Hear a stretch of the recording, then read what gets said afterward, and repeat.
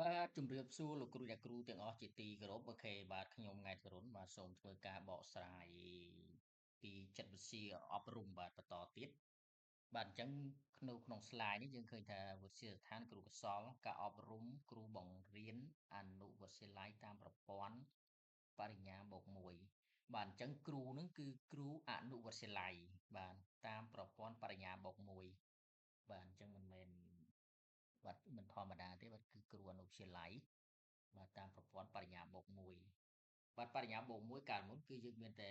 ចប់ NIE ទេទើបជើងបរិញ្ញាបូក1បាទទើបតែឆ្នាំ2025នេះទេដែលយើងមានបរិញ្ញាបូក1បាទមុខវិជ្ជាចិត្តវិទ្យាអប់រំបាទ Educational Psychology បាទអញ្ចឹងយើងឃើញគេបើកសៀវភៅមួយក្បាលហើយគេដាក់ថា Education Psychology បាទមានសពបែបសពយ៉ាងគេបាទតោះបាទនេះ this picture was retrieved from បាទអញ្ចឹងយើងគេ retrieve ពី website នេះបាទតោះអញ្ចឹងយើងចាប់ផ្ដើមបាទចិត្តវិទ្យាអប់រំមេរៀនទី7បុគ្គលិកលក្ខណៈបាទអង់គ្លេសថា characteristic បាទអូខេបាទយើងមើលរូបភាពនេះឃើញមនុស្សផ្សេងគ្នាខុសគ្នាបាទអញ្ចឹងមានន័យថាគាត់មានបុគ្គលិកលក្ខណៈផ្សេងគ្នាបាទអូខេអញ្ចឹងយើងចូលមកក្រោមមកបាទវត្ថុបំណងបាទវត្ថុបំណងពីបុគ្គលិកលក្ខណៈតើមានវត្ថុបំណងអីខ្លះបាទអញ្ចឹងគឺមាន3ចំណុចបាទក្នុងការបង្រៀនមេរៀនមួយគឺយើងមាន3ចំណុចបាទទី1គឺ skill បាទពណ៌នាពីបញ្ញត្តិបុគ្គលិកលក្ខណៈបាទយើងបន្ទាប់ពីយើងរៀនចប់ទៅយើងនឹងស្គាល់ថាមិនទៅបុគ្គលិកលក្ខណៈបាទនិងប្រភេទបុគ្គលិកលក្ខណៈបាទមានន័យថាពណ៌នាបាទរៀបរាប់ពីបញ្ញត្តិបាទអញ្ចឹងគឺត្រូវយល់ពីថាបុគ្គលិកលក្ខណៈនិងប្រភេទបុគ្គលិកលក្ខណៈបាទហើយមានប្រភេទទៀតបាទទី2ហ្នឹងគឺបាទទី1គឺ knowledge ទី2គឺ skill បាទគឺ skill កំណត់ពីបុគ្គលិកលក្ខណៈនៃភាពខុសគ្នារបស់បុគ្គលម្នាក់និងរវាងបុគ្គលរវាងបុគ្គលិកលក្ខណៈបាទអញ្ចឹងមនុស្សម្នាក់គឺមានបុគ្គលិកលក្ខណៈខុសគ្នាបាទអូខេបាទអញ្ចឹងហើយទី5នេះគឺ attitude បាទបន្ទាប់ពីការរៀនរួចគឺមានការផ្លាស់ប្ដូរបាទដើម្បីឆ្លើយតបទៅនឹងតម្រូវការរបស់សិស្សបាទអញ្ចឹងការបុគ្គលិកលក្ខណៈគឺសំខាន់ណាស់បាទនៅពេលដែលយើងបង្រៀនក្មេងគឺយើងត្រូវដឹងបុគ្គលិកលក្ខណៈរបស់ក្មេងបាទក្មេងនេះអាម៉េចក្មេងនោះអាម៉េចក្មេងនេះបែបម៉េចក្មេងនោះបែបនេះបាទគឺបើយើងមិនចេះពីចិត្តវិទ្យាទេយើងមិនអាចគ្រប់គ្រងពួកគាត់បានទេបាទហើយកាលណាយើងគ្រប់គ្រងពួកគាត់មិនបានការងារយើងក៏មិនជោគជ័យដែរបាទលោកគ្រូអាចនិយាយថាទោះជាមិនជោគជ័យក៏បើកប្រាក់ខែដែរបាទអញ្ចឹងរឿងប្រាក់ខែគឺយើងបើកប៉ុន្តែអ្វីដែលសំខាន់នោះគឺយើងជោគជ័យក្នុងការងារមានន័យថាយើងគ្រប់គ្រងគាត់បានគាត់ទទួលចំណេះដឹងពីយើងហើយគាត់មានការផ្លាស់ប្ដូរនៅឥរិយាបថបាទនឹងក្លាយទៅជាបុគ្គលដ៏ល្អសម្រាប់សង្គមនៅពេលក្រោយអញ្ចឹងណាបាទនេះគឺជាចំណុចទាំងនេះគឺជាជោគជ័យនៃការងារជាគ្រូបង្រៀនបាទបាទអញ្ចឹងសូមបន្តទៀត បាទមាតិកាបញ្ញត្តិបុគ្គលិកលក្ខណៈបាទទី1គឺបញ្ញត្តិបុគ្គលិកលក្ខណៈបាទទី2បាទទី2គឺប្រភេទបុគ្គលិកលក្ខណៈបាទ Big Five Series បាទ Big Five Series អូខេកត្តាជះឥទ្ធិពលនៃការអភិវឌ្ឍបុគ្គលិកលក្ខណៈបាទអញ្ចឹងគឺទី1យើងស្គាល់ពីបញ្ញត្តិបុគ្គលិកលក្ខណៈទី2គឺប្រភេទបុគ្គលិកលក្ខណៈគឺ Big Five Series បាទហើយទី3នេះកត្តាដែលជះឥទ្ធិពលដល់ការអភិវឌ្ឍបុគ្គលិកលក្ខណៈអញ្ចឹងបាទអូខេមួយទៀតការវាស់វែងបុគ្គលិកលក្ខណៈបាទអញ្ចឹងយើងចាប់ផ្ដើមតែម្ដងគឺចូលមេរៀនបាទតើរូបភាពនេះបង្ហាញពីអ្វីបាទអញ្ចឹងគឺមានរូបបេះដូងហើយ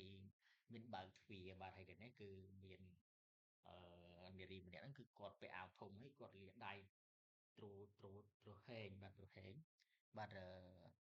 ហើយខាងនេះគឺគេកំពុងអានបាទខាងនេះគឺកំពុងជជែកគ្នាបាទខាងនេះគឺហាក់ដូចជាកំពុងអង្គុយរៀបរាប់ពីទុកសោកបាទហើយខាងនេះកំពុងធ្វើការអញ្ចឹងណាបាទអញ្ចឹងគេថា this picture are retrieved from the Google search បាទអញ្ចឹងគឺបានមកពី Google search ទេ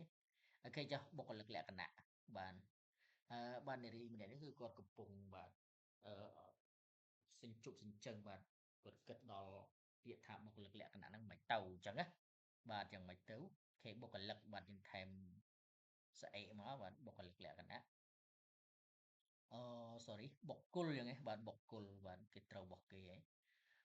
បុកអីបាទបុកអីបុកលក្ខណៈអាម៉េចបាទគេកំពុងគិតណាបាទ ជាការគិតហ្នឹងវាមានន័យថាអត់ទាន់ច្បាស់ហើយយើងគិតសិនអូខេតោះឥឡូវយើងចូលត្រង់នេះតើអ្វីជាបុគ្គលិកលក្ខណៈបាទតើអ្វីទៅជាបុគ្គលិកលក្ខណៈបាទតោះយើងអានមកចំណុចហ្នឹងហើយយើងធ្វើវីដេអូខ្លីមួយអូខេនិយមន័យ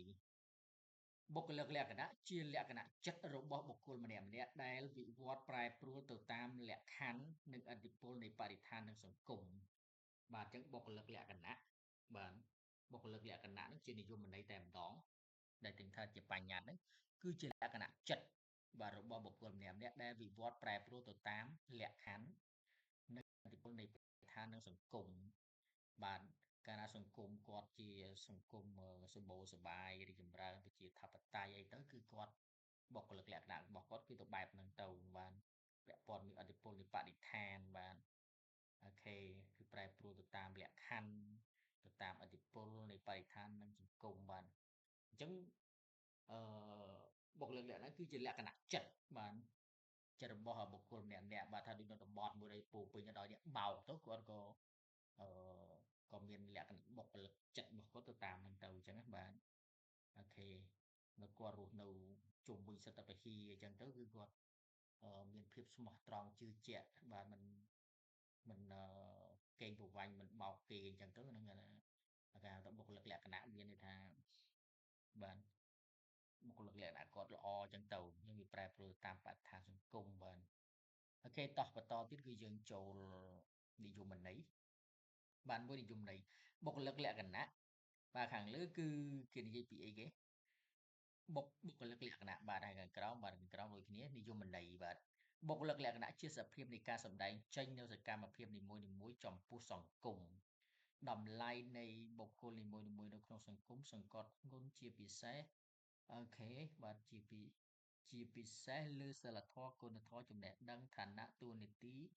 បុគ្គលនៅក្នុងសង្គមបានម្ដងទៀតនិយមន័យបុគ្គលិកលក្ខណៈហ្នឹងគឺបុគ្គលិកលក្ខណៈជាសភាពនៃការសម្ដែងចេញនៅសកម្មភាពនីមួយៗចំពោះសង្គមតម្លៃនៃបុគ្គលនីមួយៗនៅក្នុងសង្គមសង្កត់ធ្ងន់ជាពិសេសជាគេទៅលើអីគេបាទសិលធម៌គុណធម៌ចំណេះដឹងឋានៈតួនាទីបុគ្គលនៅក្នុងសង្គមបានអញ្ចឹងគឺបែបហ្នឹងបាទបុគ្គលិកលក្ខណៈហ្នឹងចែកចេញជារចនាសម្ព័ន្ធ4យ៉ាងបាទបុគ្គលិកលក្ខណៈហ្នឹងគឺទី1ទំនោរអូខេទំនោរបាទទី2គឺអត្តចរិតទី3គឺរិពានិងទី4ហ្នឹងគឺសម្បទាបាទអានេះអក្សរមបាទសម្បទាអូខេបាទប៉ុណ្ណឹងបាទអញ្ចឹងយើងប៉ុណ្ណឹងសិនបាទហើយយើងនឹងបន្តនៅវីដេអូក្រោយទៀតបាទអរគុណសម្រាប់ការទស្សនាជួបគ្នាវីដេអូក្រោយទៀត